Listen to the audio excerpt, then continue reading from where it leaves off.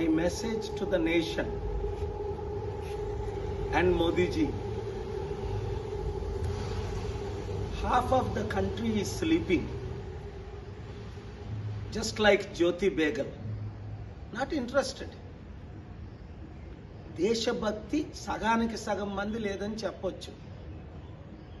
Only Rama భక్తులు అయితే సరిపోదు. జ్యోతి కృష్ణుడు భక్తులే, హనుమాన్ భక్తులు ఉన్నారు, అల్లా భక్తులు ఉన్నారు, క్రైస్తవ భక్తులు ఉన్నారు, బుద్ధిస్టులు ఉన్నారు, జైన్స్ ఉన్నారు, యూదులు ఉన్నారు, అందరూ ఉన్నారు. అందరినీ ఏకపరిచే బాధ్యత మోదీ గారికి ఉంది. ప్రధానమంత్రులకి, ముఖ్యమంత్రులకి వాళ్ళ పని ఏంటంటే అందరినీ యునైట్ చేయడం, పడుకోబెట్టడం కాదు. దేశంలో ఏం జరుగుతుంది మీకు తెలుసా ప్రజలారా? సర్వనాశనం అన్ని విధాలా అయిపోతుంది. అందుకనే ప్రపంచాన్ని విడిచిపెట్టి మరలా నేను మన దేశానికి వచ్చింది.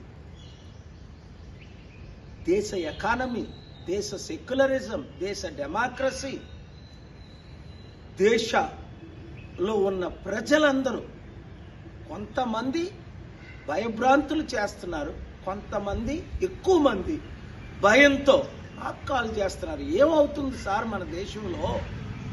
కనుక తెలుగు రాష్ట్రాల ప్రజలకు, మిత్రులకు ఒక మంచి మెసేజ్ ఈ రిపబ్లిక్ డేని మనం పంపించాలి. 2-3 నెలల్లో ఎలక్షన్స్ ఉన్నాయి.